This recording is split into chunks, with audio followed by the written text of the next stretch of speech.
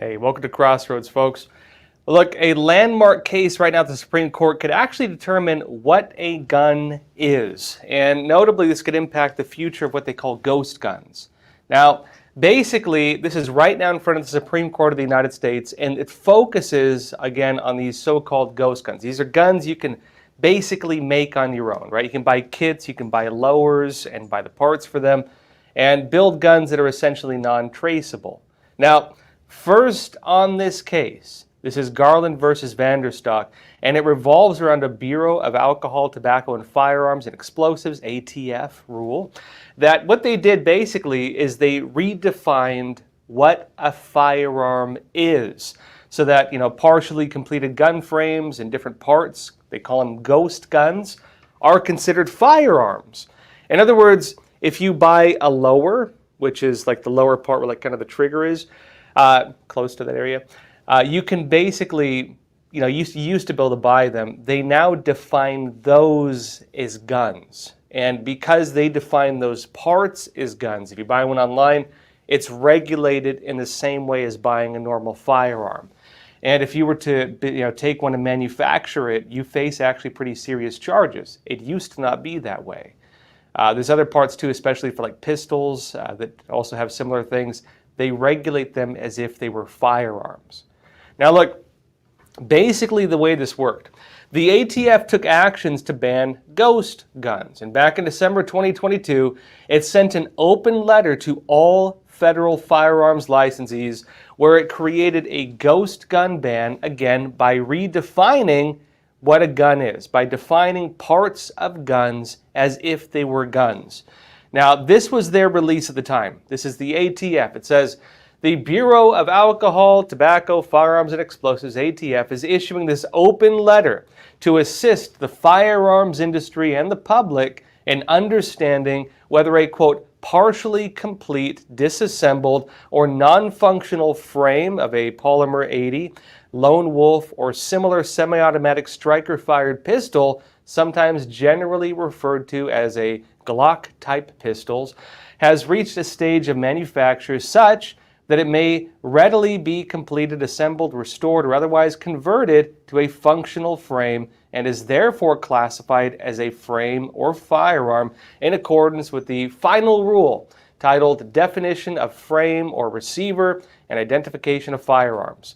Now, briefly on this, right? They're saying that, in other words, if you buy the parts of a gun, and if those parts may be readily completed, assembled, restored, or otherwise converted, and restored is big too, because imagine you buy like an old antique gun and you restore it. They claim this is not technically applied to antiques, but you do risk falling in kind of in line with this, right?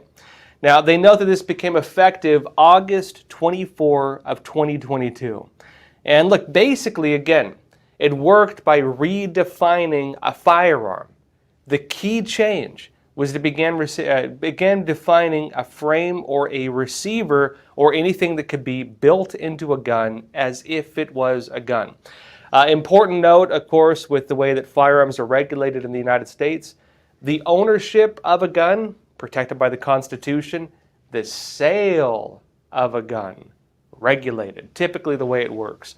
And of course, when it comes to, people, for example, if someone dies and in their will they leave a gun to a family member, or if they gift one, these are a lot of loopholes they've been trying to deal with over the years, and especially if somebody buys the parts and just builds one themselves. Because look, a gun is hard to define. You can get a mouse trap and put a shotgun shell in it and make like a shotgun trap. Is a mouse trap with a hole in it a gun? You can make pipe guns. They call them zip guns, using just, of course, like a little spring-activated thing that hits a screw against the back of a bullet. Oftentimes, you find like some gangs, for example, in Latin America, making guns like that. Do you call a screw with a spring to it and like a pipe? Do you call that a gun? How do you define a gun? Is it anything that could potentially hit the back of a bullet and cause it to fire? Is that a gun? Well, this is where they're at with it. Now, notice this is the ATF. They say the Gun Control Act, GCA, defines the term firearm. This is how they now currently and legally define it, and this is what's being challenged. They say it is any weapon, including a starter gun, which will or is designed or may be readily be converted to expel a projectile by the action of an explosive. In other words, anything is a gun if it has the ability to fire a bullet, the active explosive being the bullet itself. They're getting to the level now where almost anything that can strike the back of a bullet could be regulated as a gun. But they also say this: the frame or receiver of any such weapon. This is the one they're focusing right now. Or they say any firearm silencer or any destructive device. That's pretty broad, right? They note such term does not include an antique firearm. Now look, the issue they're trying to address is that people can buy or 3D print lower receivers for rifles or frames for pistols. They can then from there buy the other parts for the guns or just print them out and build their own guns. You have a lot of hobbyists who are doing this, for example. I know a lot of people who are buying lowers. And a lot of people were doing it because they're concerned that if in the future there's ever regulations to take people's guns away, you have guns that are not traceable. Now, technically, that's not illegal. Or at least it used to not be. It is now. Technically, that wasn't illegal. Right? You could buy a frame, you could buy a lower, you could store it, and if in the future there was ever some sweeping policy to try to take away people's firearms, they claim they'd never do that. They claim, although you do have some people who want it. If that were to ever happen, you would have stuff that's not in the books, essentially. And so this kind of started this rush to regulate them, to document them, to grab them. And so they created this definition of what they call ghost guns. Ghost suggesting it's not traceable, it's not visible. They don't know whether you have it or not. And so this regulation was meant to go after that. Now, this basically worked with these, ghost guns as an easy way for people to obtain a gun without having to go through the government regulations on purchasing a gun. Because again, if you buy a gun, there's a whole long process with that. They can regulate that. And there's a very delicate dance they have in terms of how they regulate guns, because constitutionally, they can't quite regulate the guns themselves. Not in a lot of ways. That's the big challenge they have. Now look, it also means they can get guns that don't have serial numbers. Again, if you 3D print it or you build it or something else like that. And that would, of course, allow them to trace it to a person. And so you have guns that cannot be traced to an individual because they don't have those markings. One of the technicalities also with the lowers and things like that is oftentimes they don't have the holes drilled into them. You could argue, hey, it's not a gun, it's just a block of metal, right? And that's typically the way people have been getting around the regulations. Now look, this process used to let people build guns that weren't regulated until the new regulations were issued, and that's where we are now. People basically are suing the government over this. And this case now is going to the Supreme Court. The Supreme Court will look at this in particular. They've been kind of picking apart all the gun regulations one by one. The focus is going to be on whether the ATF's redefinition of a firearm is lawful or whether it's not. Now, given the Supreme Court's track record so far, it is very possible they could strike down the ATF regulation. Just in June of this year, for example, the Supreme Court struck down the ATF ban on bump stocks, for example. Those are the stocks, notably, it's like a trigger thing. You pull the trigger halfway and it rapid fires a semi-automatic rifle as if it were a fully automatic rifle. They're not as easy to use as some people might think they are. This was, of course, after the Mandalay Bay shooting where an individual or several, some may believe, fired on a group of people who were attending a country music concert in Vegas. After that, of course, they started, even though the firing of the guns was at a much higher rate than would be possible with one gun, they say it was one individual. And they say that it was because of a bump stock. Now, The issue with bump stocks, again, is people use them as ways to rapid fire a semi-automatic rifle. Semi-automatic means you just fire one bullet at a time, but you don't have to you don't have to have like a bolt action thing or a muzzle loader. We have to, shove gunpowder down a thing and, launch it out. Semi-automatic means you can just keep firing without having to, again, load a new shell manually. But the ATF basically with bump stocks, they tried saying that it works as a method of converting a semi-automatic rifle into a machine gun. And a machine gun they defined as something that automatically fires. Personally, folks, I don't know if anyone's ever shot a fully automatic rifle, and you understand the cost of ammunition. I've shot them at gun ranges before. It's painful. You watch $50 worth of ammunition go in like 10 seconds. It's horrible. But some people like them. All power to you if you think that's what you like. But, Breitbart noted the importance of the bump stock regulation. And they said that it is worth noting that the Bumstock Ban, along with the various other ATF rules issued during the last 6 to 8 years, use the same language and are structured in the same fashion. And so, in other words, the Supreme Court determined that based on that language, the Bumstock Ban was not legal, right? Not something they could technically do. And given the fact that the language is relatively the same for the ghost gun ban, they're suggesting the pattern here with the Supreme Court suggests that if we go by this precedent, it's possible we could see this particular ban on ghost guns get lifted. Again, we don't know how they're going to rule. We will see. We don't really know which way they're going to go on it. But again, given precedents, given the patterns we're seeing, it's possible. Now look, in other news, survivors of Hurricane Helen are still struggling to recover. I'll be talking more about this after we come back from a quick break. Experts agree. One of the best ways to protect against financial uncertainty is to diversify your portfolio.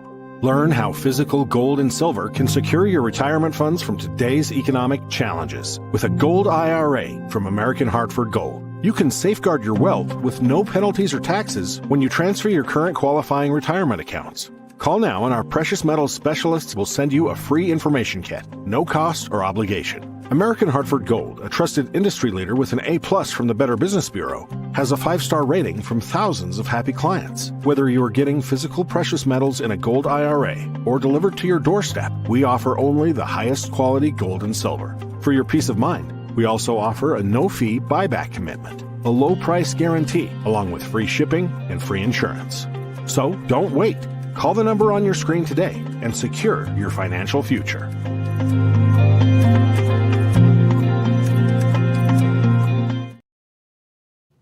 Welcome back. People in America are still recovering from the damage of Hurricane Helen. Now, basically, again, there's a new one getting ready to make landfall right now in Florida.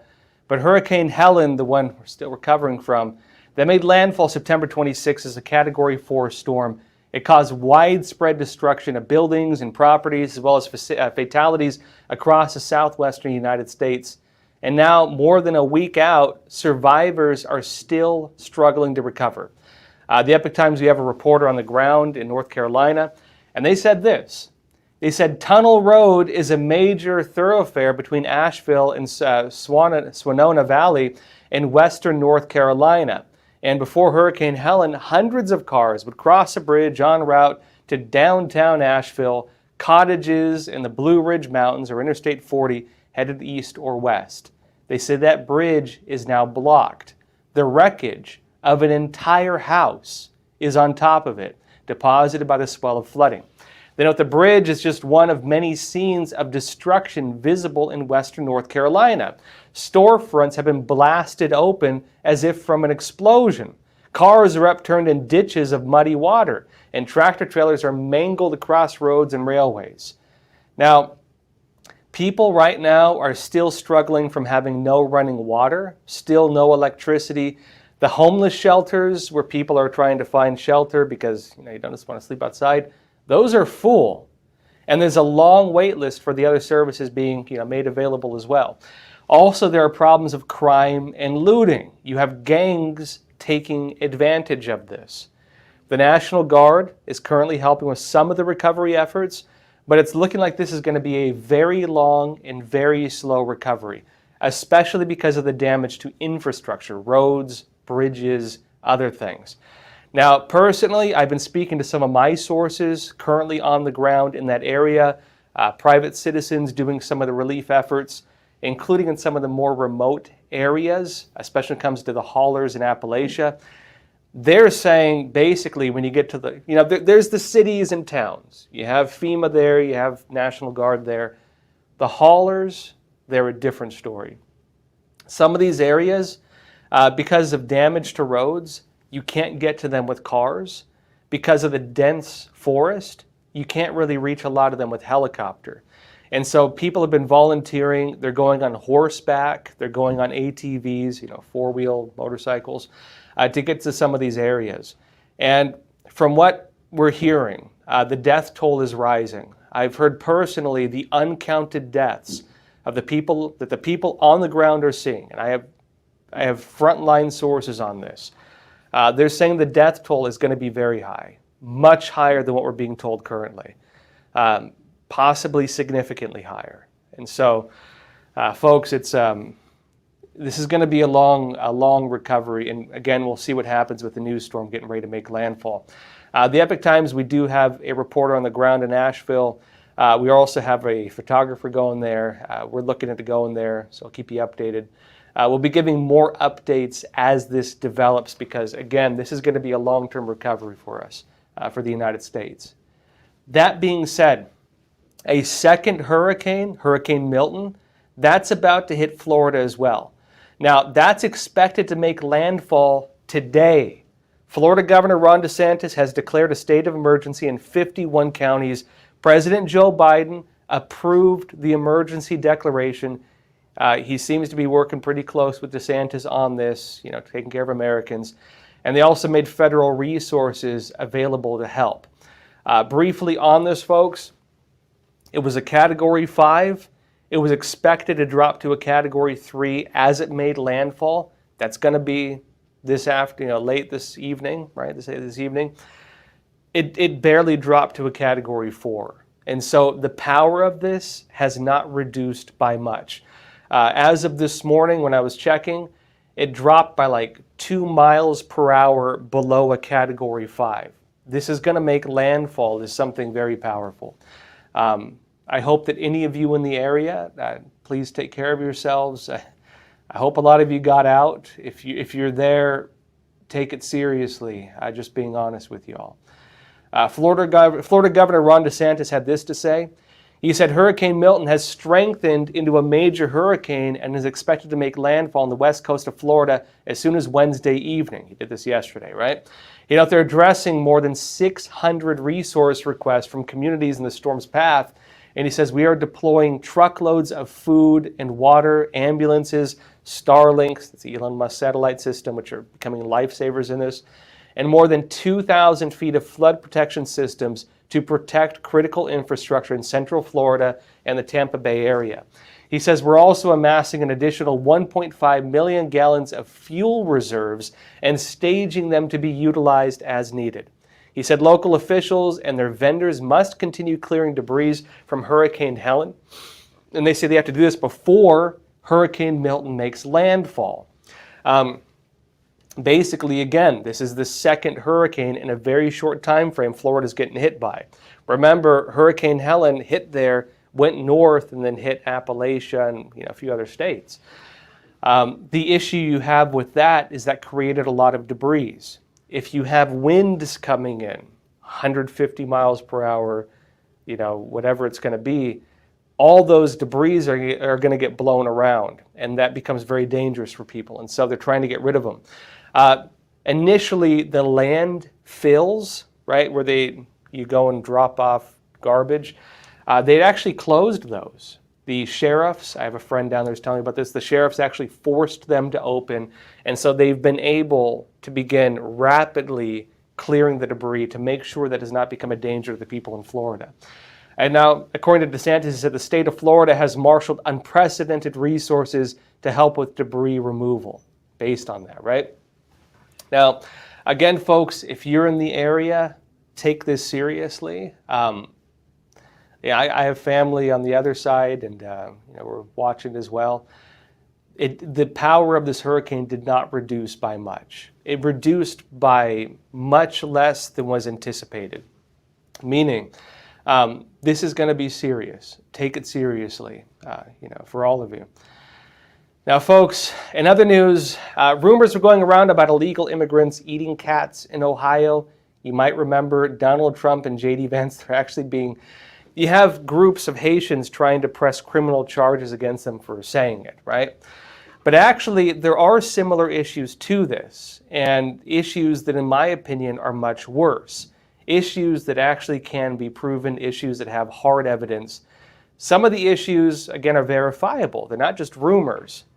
There are now problems of animal sacrifices being done in areas like New York. I'll be talking about this only on EpochTV.com. So those of you watching on YouTube, Facebook, X, Rumble, come and join us on Epoch TV.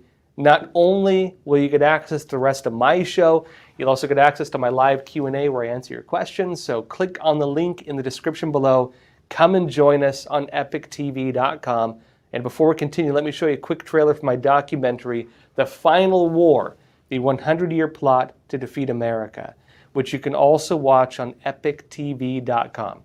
Now, that said, I will see you for the rest of this episode in a short moment.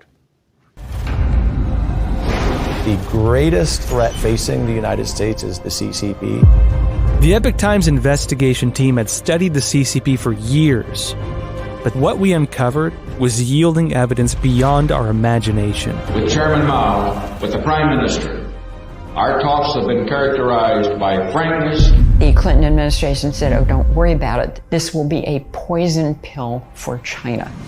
China's strategic goal is to make sure that the U.S. has 4 enemies, and one of them must be a terrorist group. We are giving of our life's blood so that the Chinese Communist Party can survive and thrive.